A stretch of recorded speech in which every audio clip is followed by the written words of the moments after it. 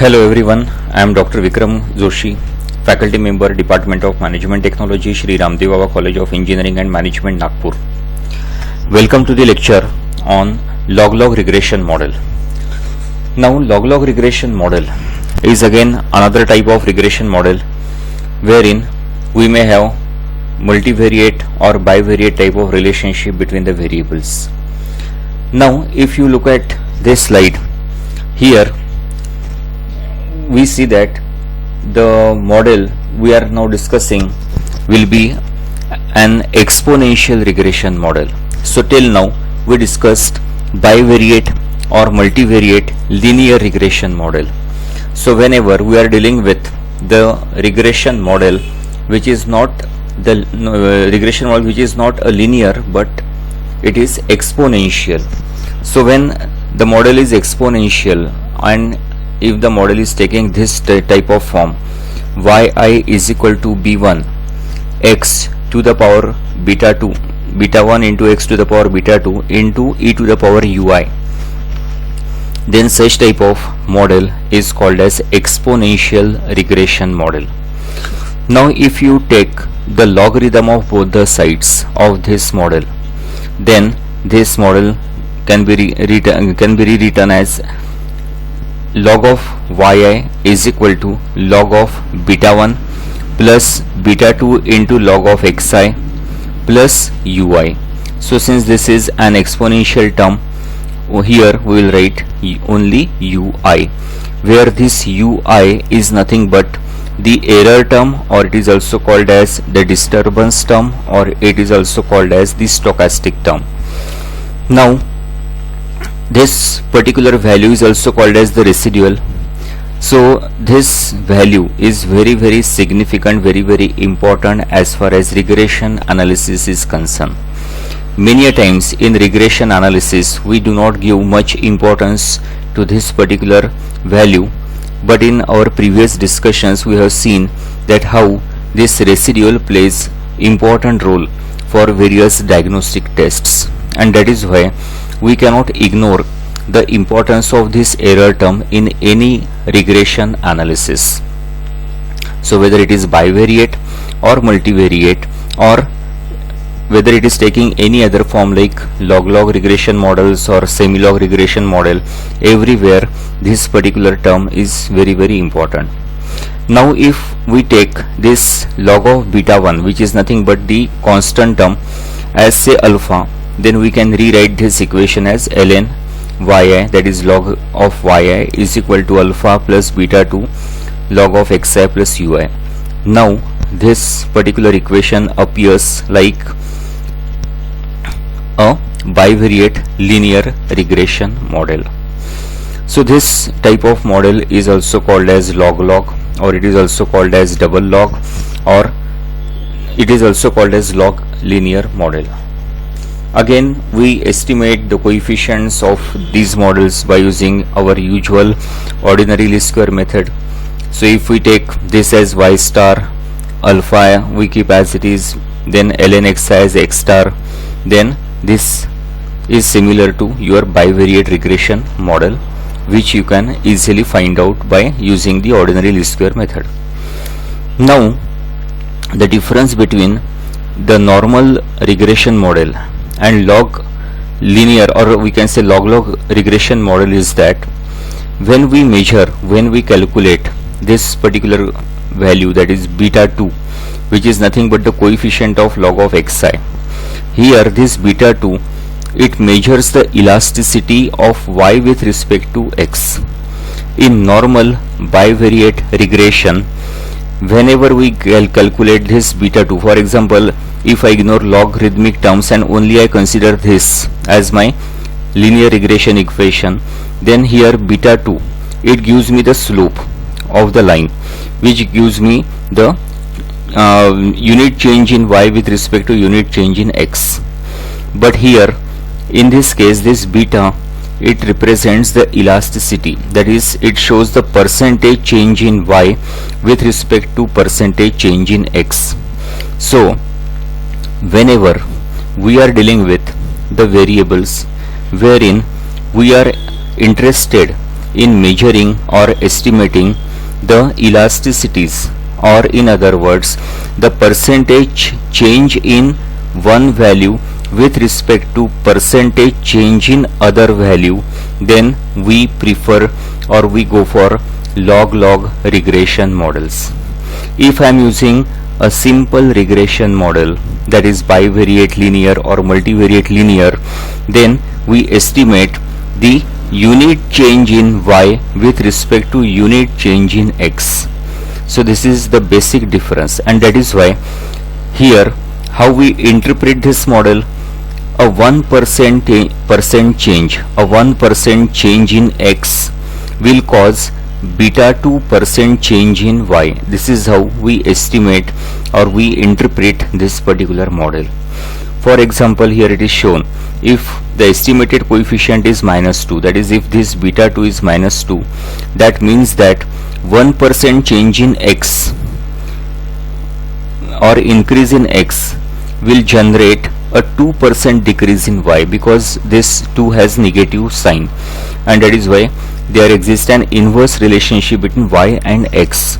So we can say here that a certain percentage change in one variable will cause certain percentage change in another variable. So whenever we are dealing with the variables, especially growth or the variables which are representing the growth, percentage changes, etc.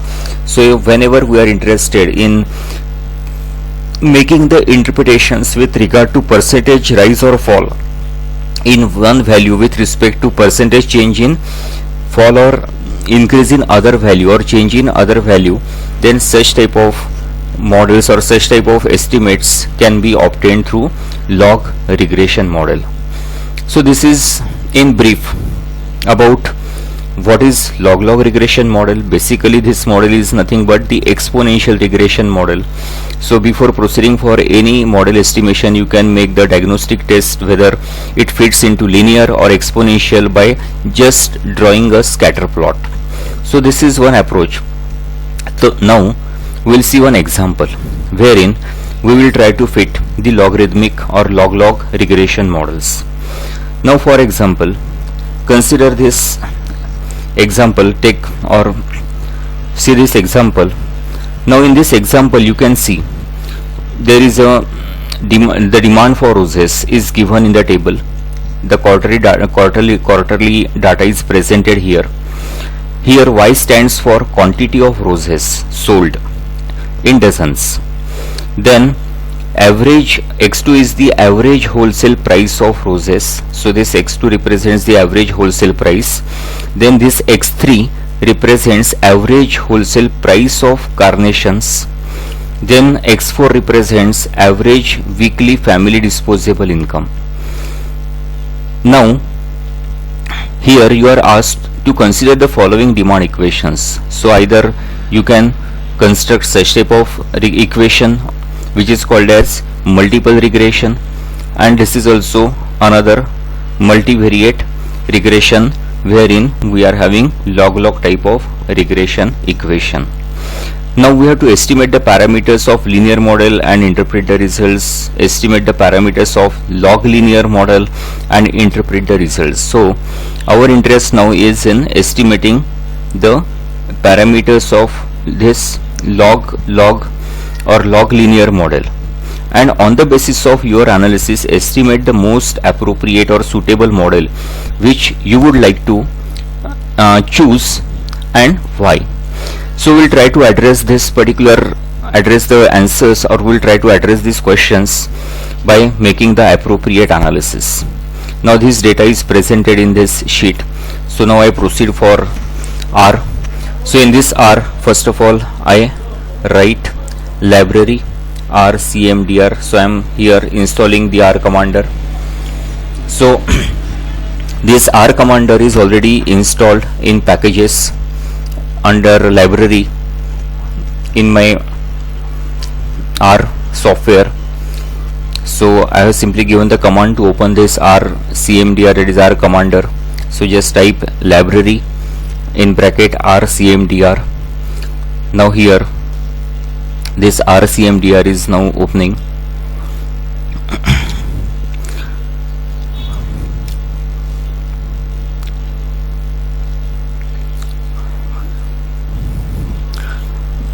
So it is ultimately the discretion of any researcher whether to go with multivariate with regression analysis or log regression analysis. Now here I first import the data from Excel file. I call this as dataset 1. Okay. Now from Excel file directly I am importing the data. So this log regression. So exercise 1. Okay. So here dataset 1 is appearing. So we can view this data. So here this data you can easily view. Now first of all, so I want all these variables into logarithmic forms. So I can directly convert these variables into logarithmic forms.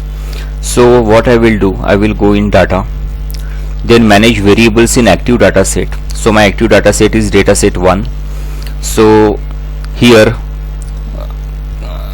compute new variable, manage variables in active data sets, and then compute new variable. So I click on compute new variable.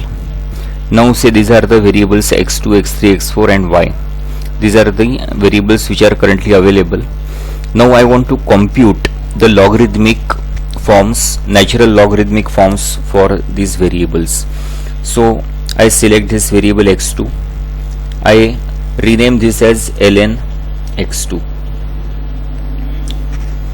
Now expression to compute. So I want to convert this into logarithmic form. So I simply type log in bracket x2 and then click OK. So here you can see in data set this log of x2 is added. Then I again select data, manage variable in active data set, compute new variable. I select y. I name this as ln y, then log of y, then click OK. So another variable is now added in my data set. Then again compute, then manage variable in active data set, compute new variable. Now I select x3, x2 and y is already done, so I select x3. Now I rename this as ln x3. So expression log of x3 and then OK. So next variable is also added, and finally x4. So manage variables in active data set, compute new variable, and now I select x4 and then x4. Okay. So these 4 variables are now computed, and now you can see this in the data set which is added. Now I close this window. Now I proceed for answering these questions. First of all, this is the model. I can directly fit the multiple regression model. For example, I will go here in statistics, fit models, linear regression. Now I take dependent variable as y, then I select other variables which are independent, 1, 2, 3. Okay. So I got the output. Here we can see that the intercept coefficient is significant at 10% level of significance, x2 is significant at 1% level of significance, then x3 is significant at 5% level of significance, but x4 is not significant and it is having very high probability value. And that is why, as I said, whenever we are fitting any particular model, any multiple regression model, all the coefficients must be significant. Here multiple R squared is 7779, so this is okay. We expect that whenever we are having time series data, your r square must be more than 60 or 65, 0.65 or 60. Then f statistics is 14.01, p value is very low, which is less than 0.01, so we can say that goodness of fit criteria is also fulfilled. Now if the question is whether I should go with this model or not, so as this x4 is not significant, no need to go for diagnostic testing, because since this value is not significant, this value, incorporating this value into the model is not actually going to give the better results, or that is not going to serve our purpose, or sometimes at times it may mislead the researcher, and that is why it is always better to eliminate this x4. So what I do here, I eliminate this particular value, that is x4, and I only proceed with x3. Here y is already selected. Okay, now the moment I removed this particular variable, you can see all the intercept and x2, x3 all are significant. P value of f statistics is also significant. Here you can compare. Previously I got r multiple r squared as 7779, and now I am getting this value as 7706. That means 77% influence is explained in both the cases. So whether I add or remove x4, my r squared value is not going to get affected by much extent. So I can say that this model is most appropriate. You can calculate VIF, that is variance inflation factor. You can even go for testing for normality through residuals by plotting the histogram to check the normality, etc. So all such exercises you can do. So this is one model. So prima facie I can see that this model is the appropriate. Now here the only difference is that what I can say, that 1 unit change in x2 will reduce the cells, because what is y is the average, y is the quantity of roses sold. So if x2, that is the wholesale price, so when price increases by 1 unit, then the demand is likely to fall by 3782. So this is how we can make the interpretation based on this particular model. So 1 unit change in wholesale price, x2 is the wholesale price, will lead to change the demand by this particular quantity in units. So I think this is not very much such type of interpretation, such type of say statement which I am giving, that is not actually giving the insight with regard to what extent the sales are likely to fall or increase and vice versa. So if I fit a logarithmic model, I can get better insights, because there I am going to talk in terms of percentage rise or fall in one value, and how it is going to impact, or how to what extent in terms of percentages it is going to impact the other value. So that will be more beneficial, that will be more useful and insightful for me, and that is why instead of using this model I go for the another model, and in another model again I go for, so I am now fitting the logarithmic model instead of simple model. So I take here ln y, and now here I select all the three variables, ln x2, ln x3, ln x4, that is logarithm of x2, logarithm of natural log of x3, natural log of x4, and then click OK. Now here you can see again intercept is not significant, log of x2 is significant, log of x3 is significant, again log of x4 is not significant. So no need to perform diagnostic test. Here itself I can understand that this model is not appropriate, because the p value corresponding to this x4 is very high, and hence what I can do, I will eliminate this particular variable ln x4. So again I go into statistics, click on fit model, linear regression. Now I eliminate this x log of x4 and I take only x2 and x3. So here the moment I remove this, intercept coefficient became significant, x2 became significant, and now ln x3 also became significant. So now this particular model giving me only such coefficients which are significant. All non-significant variables are eliminated from the model. So here multiple r squared is 72, 92. When I took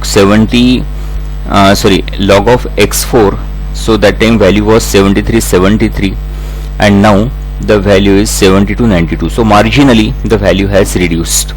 P value is also significant. Goodness of fit criteria is fulfilled. So this is how. So multicollinearity problem, all such problems are now eliminated, that I can infer based on this. So this is how. So now, so again the question is how to interpret this. Now here I can see that this ln, that is log of x2 coefficient, is minus 1.76. that means what I can say, 1% change in x2 or 1% rise in x2. x2 is wholesale prices, average wholesale price. So if wholesale price increases by 1%, then the demand for roses is likely to fall by 1.7%. So this is how we can interpret based on this particular model. So this actually gives you the elasticity. These are nothing but the elasticity coefficients, which tells me to what extent the demand is likely to fall or likely to rise. So 1% rise in wholesale prices will lead to 1.7% fall in demand for roses. Similarly, here x3 is nothing but your average wholesale price of carnation. So if average wholesale price of carnation increases by 1%, then demand for roses will also increase by 1%. So this is how we can make the use of these coefficients for interpretation.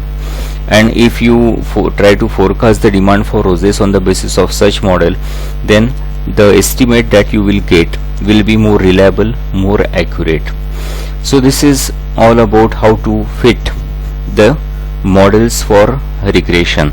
So logarithmic models or linear log models, both may be appropriate, and every researcher may see to these models according to the purpose for which he has to use those models.